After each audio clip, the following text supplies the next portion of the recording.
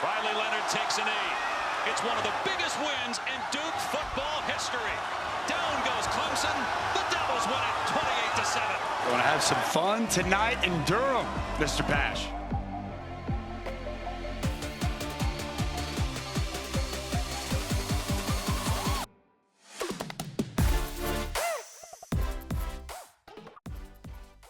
Hello, everyone. Welcome to the Blue Devil Blitz. I'm your host, Ranjan Jindal, here with my co-host, Caleb Dudley. Caleb, how are you doing this afternoon?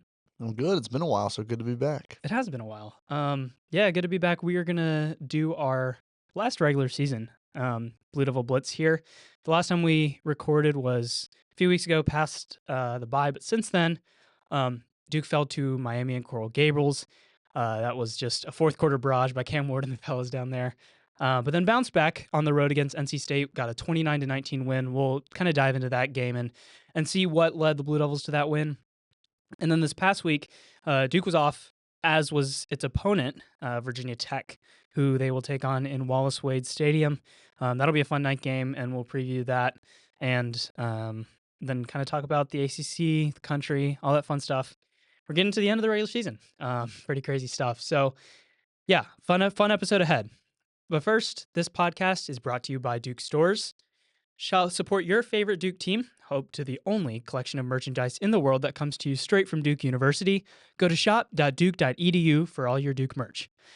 So talking about that Wolfpack game, it was, Duke started out strong, was tied at halftime, and then Duke really used its second half. Malik Murphy came on there and, kind of on all three phases was probably the most complete game, in my opinion, that I think Duke has played this season.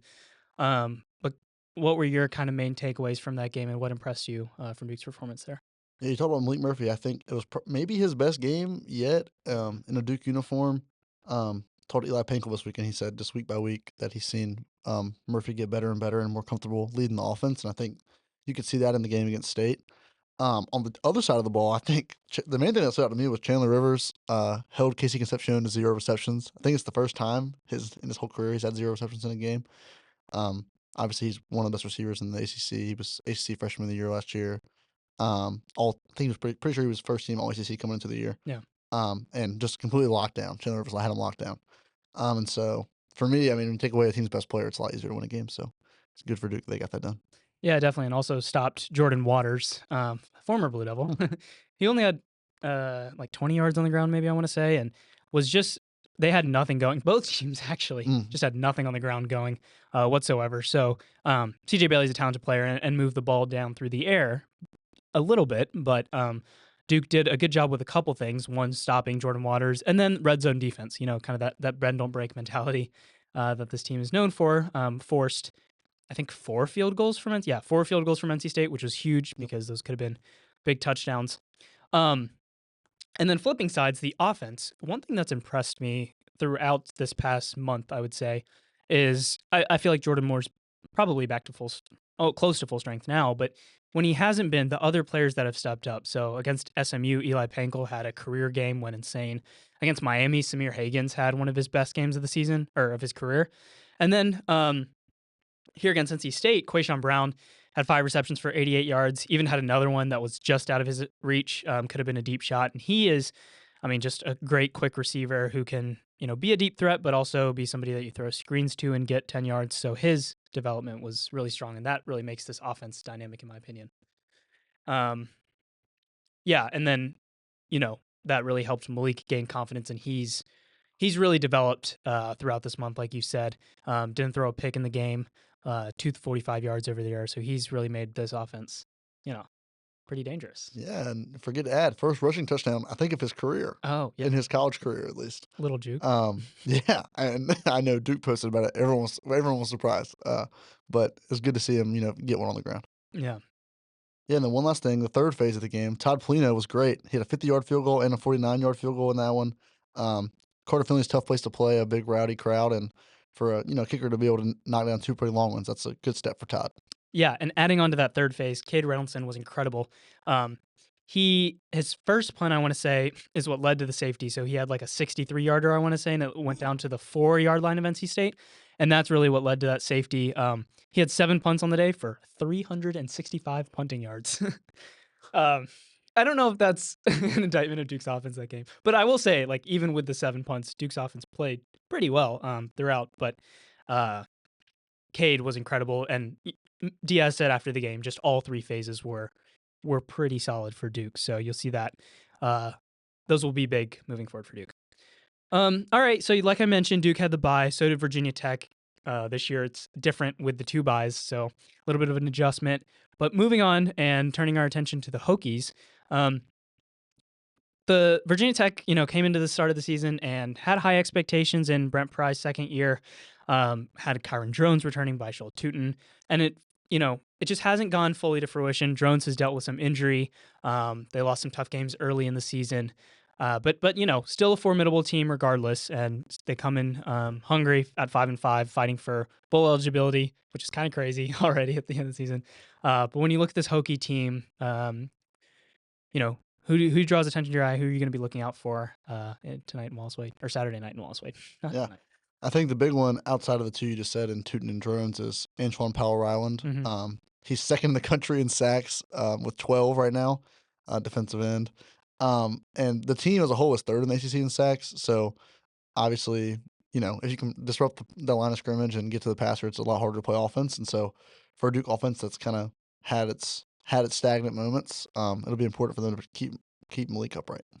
Yeah, I mean, this is a good team across the board. I mean, a couple losses have been tough to Miami and Syracuse in overtime. Lost a close one, or I guess they lost 3 games in overtime because the Virginia Tech one. Not Virginia Tech. The Vanderbilt one was overtime. Yep, that's brutal. And then Rutgers was down to the wire too. I don't know if that was not overtime. It was a 3-point game, but wow, yeah, I didn't realize that previously. So 3 out of the 5 losses have been in overtime. Could have easily gone, both ways for this team. So that is still a very, very talented team. I think one thing that I've noticed that has stymied the success of this team has been its offensive line, just because you have so much talent in Drones and Tootin, but sometimes he doesn't have much time to throw. Tootin doesn't have open lanes. And to be fair, Tootin is still coming off injury, not 100%. He wasn't 100% against Clemson for sure. But in that game, Kyron Drones was 9 for 20 for 115 yards and a pick. Their leading rusher ran for 28 yards. And they could get nothing going offensively. They really didn't even have a true offensive touchdown until the last, garbage time of that game. And so I think Duke's defensive line can really feast, and that is going to be the matchup I'm looking for, because if they can control the line of scrimmage on that end of the ball, it'll be a long day for Drones and can get some turnovers and get this, Wallace Wade crowd in favor of the team. Yeah. One more thing, I guess another matchup to watch is Duke, as we said, has kind of struggled on the ground. They've struggled running the ball. They're just under 100 yards a game so far this season. But Virginia Tech allows a decent amount of yards. They allow roughly 160 yards per game. They give up 170-ish against Clemson. And so I think for Duke, it's a good chance at home, one last game at home, to get Star Thomas and Peyton Jones going downhill. And possibly Jack Moore. So Manny said he's going to play one of these 2 games, and the plan is for him to redshirt. But anyway, sorry to cut you off. But yeah, so I think their pass defense has been much better than their run defense. So it'll be good if Duke can kind of lean on the run game and get Star Thomas going. Yeah, totally agree. I think that'll be a big barometer of Duke's success offensively, because the passing game is really developed. So with this running game, it'll be big. Any picks for you? What are you thinking? If you would have told me this at the beginning of the year, I would have said Virginia Tech for sure. But now, I mean, Duke's been so good at home. What are they, 15-3 over the last 3 years? Yeah. It's senior day. There's a ton of seniors. So I'll go with Duke in a close one though. I think it'll be relatively low scoring and a close one. Okay. Yeah, I tend to agree as well. I'm going to go back and forth, and still might go back and forth until Saturday. This one was a game, I've been circling all year because it's just such a important spot. I mean, if Duke wins this game, I mean, like that's just a big first year success. Regardless, it's a successful first year for Diaz in my opinion. But this is just, sets you really on good momentum going into the last game of the season and the bowl game. But I'm going to go with something to the effect of like 27-21, 27-24 Duke. I think, like you said, kind of lower scoring. I think it could be lower scoring than that even. But Duke gets one on senior night. Big senior class this year for Duke. Eli Pinkel, I talked to him this week. Second time doing senior day. He did it last year, and now he's doing it again. He said he was excited because last year he didn't play; he just walked. So this year he gets to play and walk. There you go. And He's excited. And then I'll go score too since I didn't give one. Yeah. I'll go 21-17 Duke. I think it's a little bit lower scoring than what you had. All right.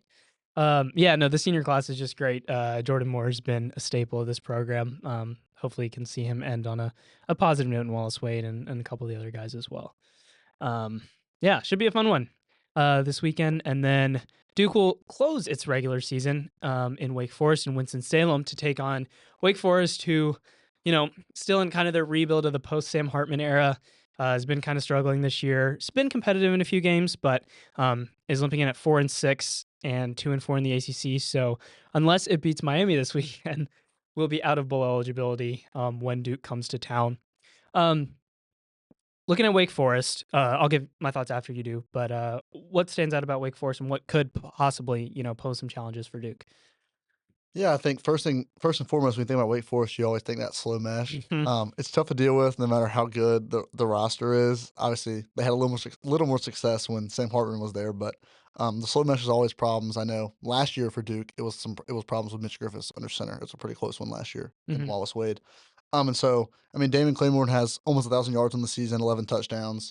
Um, Taylor Moore is a really good receiver for them. He has almost 700 yards and 2 touchdowns on the season. So I think for Wake's obviously not like an overpowering talent wise, but I think it would be important just to key in on the slow mesh.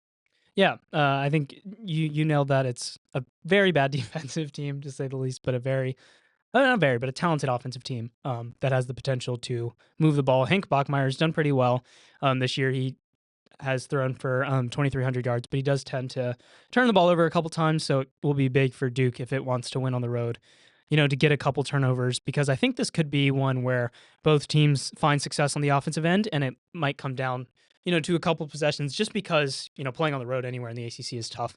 Regardless, it's a season ender. It'll be Wake Forest in all likelihoods last game of the season, unless they can beat Miami this weekend. But that'll be important for Duke. And then on the other side of the ball, just getting Malik Murphy continued growth and confidence as he closes out his first regular season as a starter. I think this is a good opportunity against a passing defense that has given up a lot of yards across the board this season. So, yeah, that's what I'm looking for. Anything else from you on Wake? No, I guess one more thing is we just talked about the O line for Virginia Tech. Wake's Mhm. given up 31 sacks on the season. Oof, yeah. So especially for a D line for Duke, that's pretty strong. Has been strong all year. I think getting to Bachmeier should definitely be something that's achievable for the Blue Devils. Definitely. All right. And then you want to talk some bowl stuff? Yeah. Caleb's a bowl So guy. yeah, Go ahead. so this past week I went in and looked at some of the projections and possibilities for Duke, and um, it's obviously the ACC is really bunched up this year, so it's kind of hard to tell Yeah. because the bowls have if you don't know, the bowls have like a draft sort of situation where bowls will pick who they want from the ACC in order, and it's a kind of a weird system, but that's just how it is. And so Duke has a couple options. I think the ones I've seen the most have been the Duke's Mayo Bowl in Charlotte, formerly known as the Belk Bowl, which Duke has played in before. Best bowl. Yeah, at Bank of America, home of the Panthers. The Sun Bowl is one that Duke always gets tossed around with. That's the Pac-12 plus Cal and Stanford, or the Pac-12. So teams. is it just Oregon State and Washington? So I guess Oregon State, Washington State, and then all the former Pac-12 teams I see. are Okay. eligible Okay. for that one. And then there's a couple ones in Florida, down in Florida. So the Pop Tarts Bowl is a good one. That's a classic, a new classic. The Gator Bowl is one down there in Jacksonville. The Cheez-It Bowl, is it still the Cheez-It Bowl or did they change it? I think it's still the Cheez-It Bowl. Cheez-It Bowl, yeah.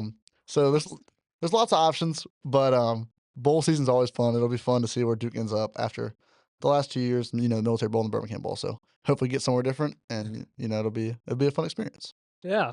Check out Caleb's article on the website about that. We went to the Birmingham Bowl last year. That was fun. You're right. This ACC is just so bunched up outside of the top three. Beyond where Miami sits at 5-1, it's just a clump. 4-3, 3-3. So you're right. It really could go either way, which makes these last two games, that much more important, because you could really see Duke wins these last two games as like the fourth or even fifth, fourth or fifth Yeah. team in the league. And especially because now with the playoff, Mhm. if ACC gets 2 teams in, I mean Duke's really probably the second, or could be the second or third ACC team.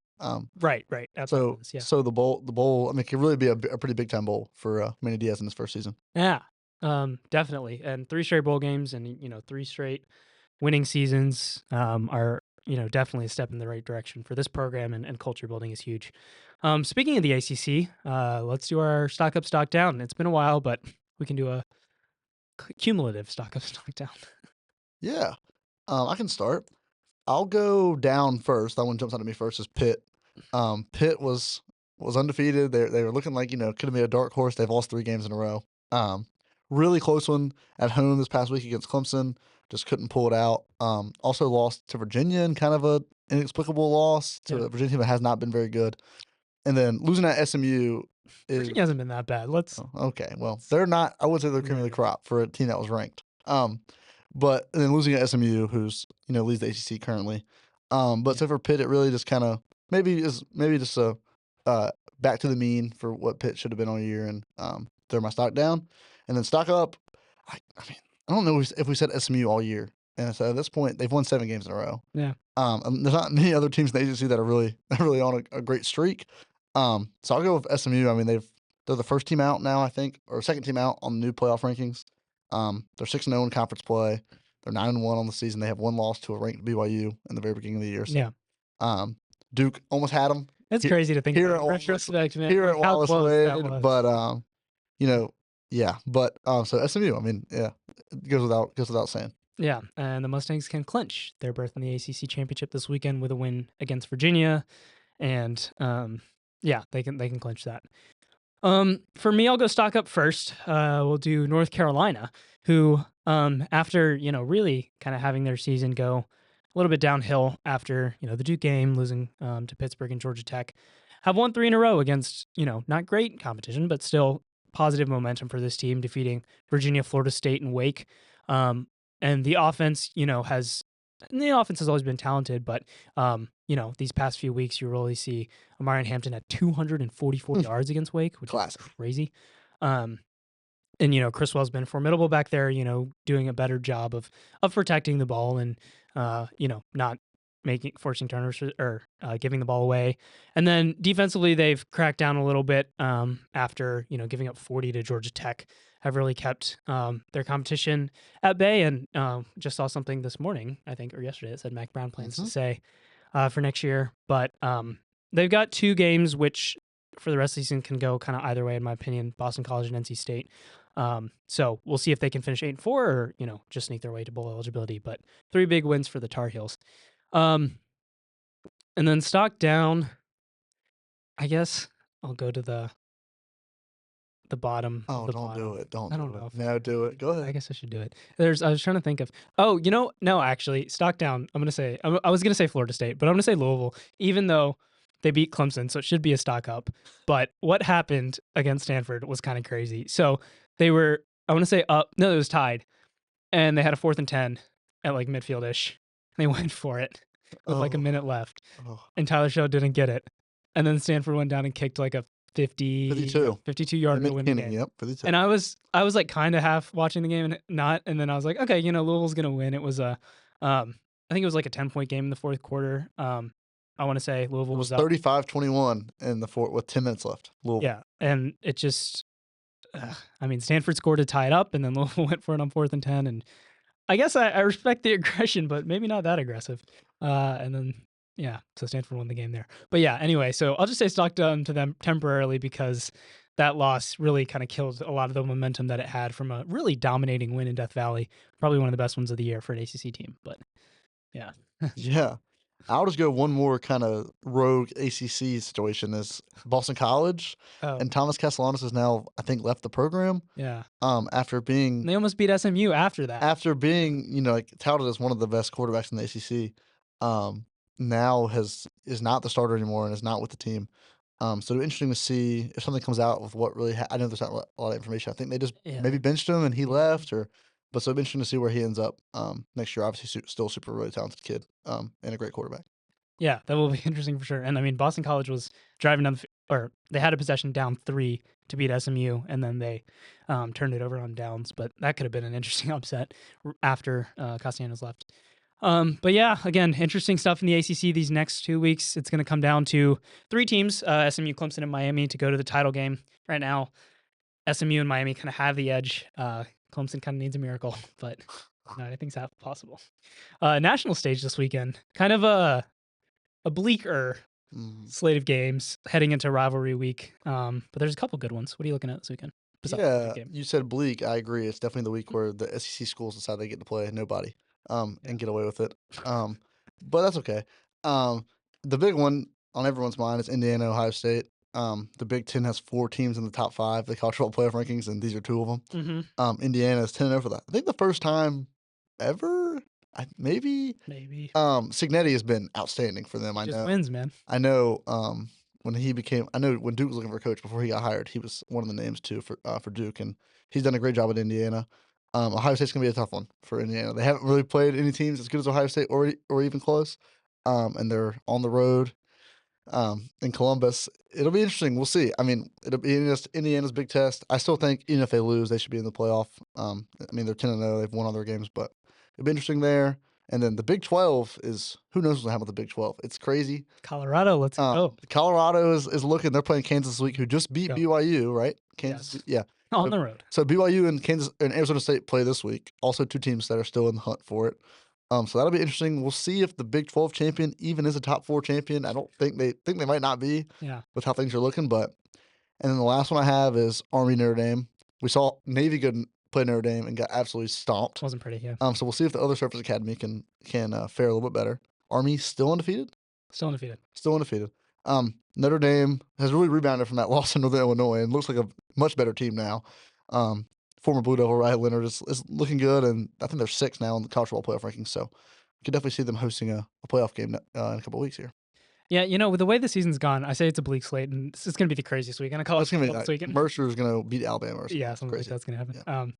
But yeah, I, in retrospect, looking at these, there's some games that are not great, but there's a couple games that could be interesting that don't look interesting, like Ole Miss going to Florida, SMU going to Virginia, Colorado, Kansas. You mentioned that, and Texas A&M and Alabama are both traveling on the road to Auburn and Oklahoma, respectively. And those, tough places to play, both of them. So who knows what can happen? And with the crapshoot that is the SEC right now, anything can happen there. But should be fun. And then rivalry weekend again. Great slate of games per usual. The biggest one I think I'm circling is Texas A&M, because I think they're both at the top of the league. Could really determine who goes into the playoffs, who goes into the championship. But so many scenarios, so many things to play out, but fun stuff definitely as we have our inaugural 12-team playoff this year. Yeah. Look forward to it. Yeah. All right. Well, thank you for listening. We'll be back after the conclusion of Duke's regular season to preview Duke's bowl game. We'll come on after that has been announced to talk about the team and preview whoever it is, and maybe invite a guest, hopefully. From there. And then we'll also talk about the off season and things that are people will be leaving and coaches will be leaving and all kinds of crazy things. We'll have another transfer portal live tracker. Yeah, so I'll get on the live tracker here after the last game, and we'll come back and recap it all for everybody. Awesome. Yeah, we'll check all of our coverage out on the website. Again, DukeChronicle.com. We're on Instagram, Twitter, Facebook, all that good stuff. Thank you so much for listening. For Caleb Dudley, I'm Ranjan Jindal. This has been the Blue Devil Blitz.